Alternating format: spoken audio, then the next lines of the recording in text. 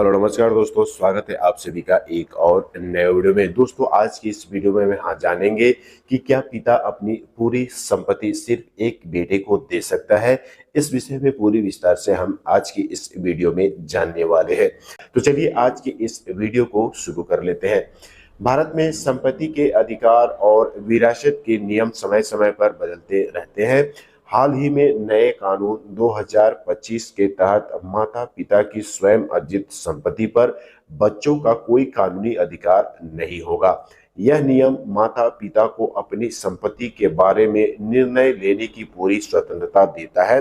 इस वीडियो में हम इस नए कानून के बारे में विस्तार से जानेंगे और यह समझेंगे कि क्या पिता अपनी पूरी संपत्ति सिर्फ एक बेटे को दे सकते हैं।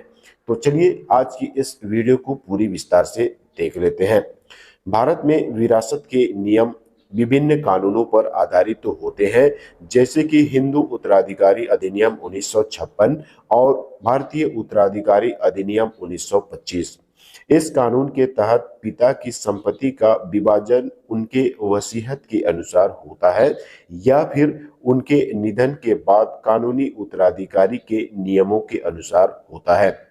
पिता की संपत्ति में स्वयं अर्जित संपत्ति और पैतृक संपत्ति शामिल होता है।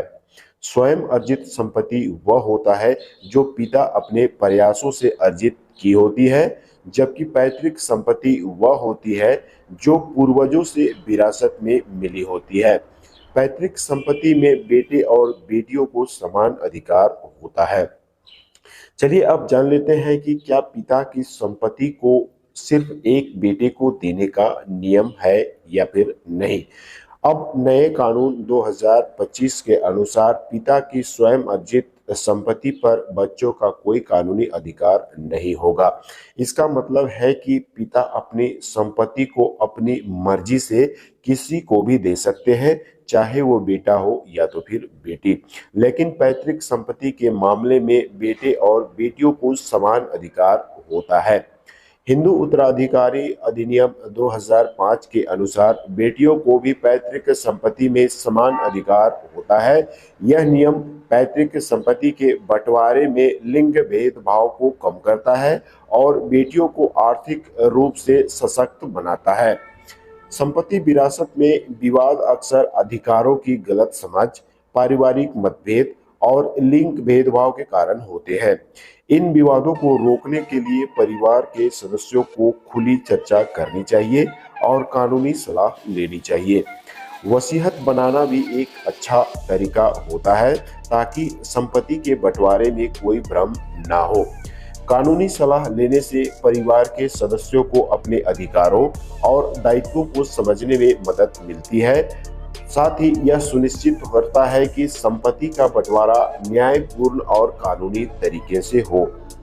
तो इस वीडियो के माध्यम से हमने देखा कि नए कानून 2025 के तहत पिता अपनी स्वयं अर्जित संपत्ति को अपनी मर्जी से किसी को भी दे सकता है, लेकिन पैतृक संपत्ति में बेटे और बेटियों को समान अधिकार होता है। यह नियम माता पिता के अधिकारों की रक्षा करता है और बेटा बेटी में समानता लाता है। संपत्ति विरासत में विवादों को रोकने के लिए परिवार के सदस्यों को खुली चर्चा करनी चाहिए और कानूनी सलाह लेनी चाहिए। तो दोस्तों ये जानकारी आपको कैसा लगा कमेंट सेक्शन में जरूर लिखिएगा और इसी तरह की जानकारी के लिए चैनल को सब्सक्राइब करके बेल आइकन को प्रेस कर लीजिएगा ताकि ऐसे ही जानकारी आपको आगे भी मिलता रहे। तो चलिए मिलते हैं एक और नए वीडियो में, तब तक के लिए जय हिंद।